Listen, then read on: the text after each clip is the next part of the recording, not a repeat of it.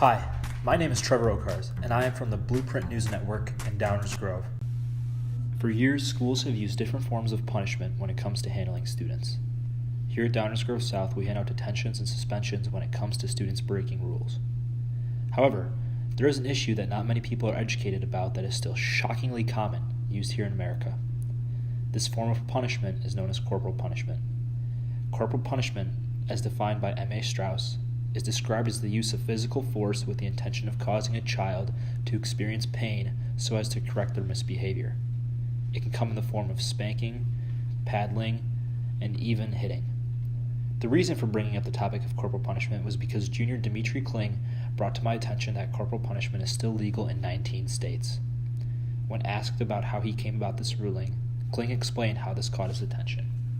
I remember exactly what brought it up, that I've been interested in social justice things, and we could have been having conversations, my parents usually and teachers here are also encouraging of that stuff, to make a positive difference with that, and I just looked it up one day and I found that, and I was very surprised by that.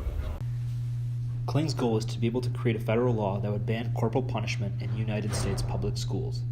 Among the states that have legalized corporal punishment are primarily southern schools, such as Alabama, Arkansas, Florida, and Georgia. In addition to the 19 states, a total of 163,333 students were subjected to corporal punishment in public schools during the 2011 to 2012 school year. This number remained above the 100,000 number during the 2013-2014 school year as well, according to the Department of Education's Office for Civil Rights.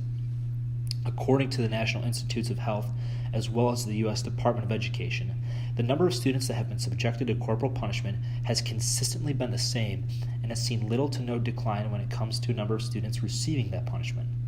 Shockingly, the number of students that end up seeking medical attention as a result of corporal punishment are between 10,000 to 20,000 students, according to the Society for Adolescent Medicine. Patients were reportedly treated for bruises, hematomas, broken bones, and nerve and muscle damage. Despite these astonishing numbers, corporal punishment has gotten minimal attention from the government. In 1977, the U.S. Supreme Court ruled in Ingraham v. Wright that corporal punishment is constitutional, negating the law to state governments. The most recent state to ban corporal punishment was New Mexico in 2011. Any annual reports coming recently indicated that corporal punishment does not receive any government attention. No mention of it was made by reports from the Office of Civil Rights in the U.S. Department of Education, and the annual report Office of Civil Rights submitted to the President and Secretary of Education did not state any topic on corporal punishment either. When asked about corporal punishment and his opinion on it, Politics Club co-president Anthony Gromick offered his opinion on the topic. Not too much of a fan of it. It's, an issue I frankly don't know a lot about, because, I think it's great that he's doing this, because not a lot of people talk about it, but,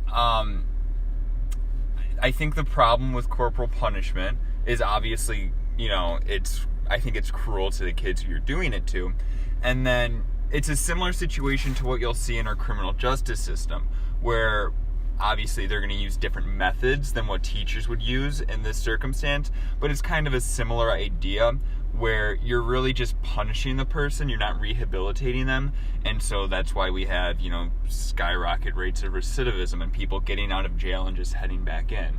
It doesn't really change them as a person, it's just kind of a vengeance thing almost. Social studies teacher Gregory Maloney also spoke about corporal punishment and his knowledge on the issue as well.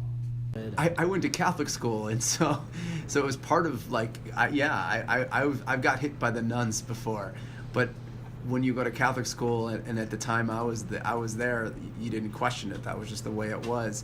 To think of it being practiced now should be shocking.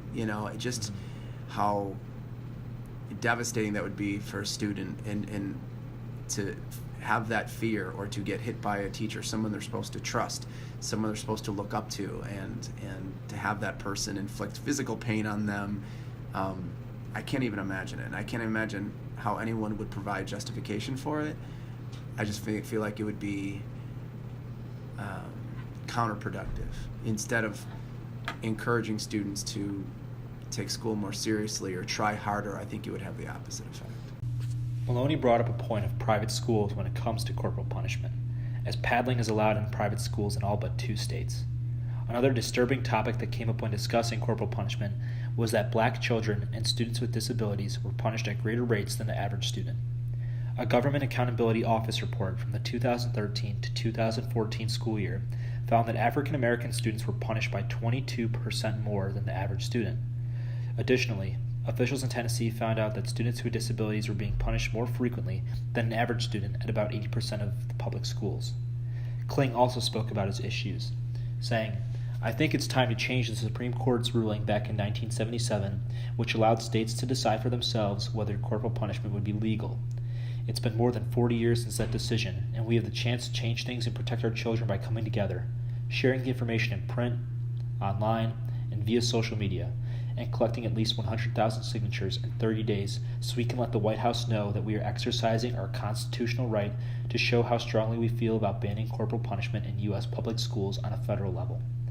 If a law is successfully passed to do just that, hopefully private schools would follow suit." In order to achieve the goal of federally banning corporal punishment, the petition that was created by Kling needs 100,000 signatures in 30 days for it to reach the White House. The petition will be attached to the article and in the description of the podcast if listeners and readers would like to sign their name to the petition. Kling summarized his stance, stating, I mean, I just think it's like not, obviously there's like detrimental effects on the people that receive it, and like it's sad for it to happen anywhere. Like it shouldn't happen anywhere in home, in school, and like in my opinion, like my parents have been very encouraging of this as well, to like do that, and it's good to like be able to talk about these things. So, yeah. Again, if listeners and readers would like to sign the petition, they can click the link in the description below or at the bottom of the article in order to get their name down and support the federal ban of abuse and hitting of children in public schools. This has been a report from Trevor Owcarz of the Blueprint News Network in Downers Grove.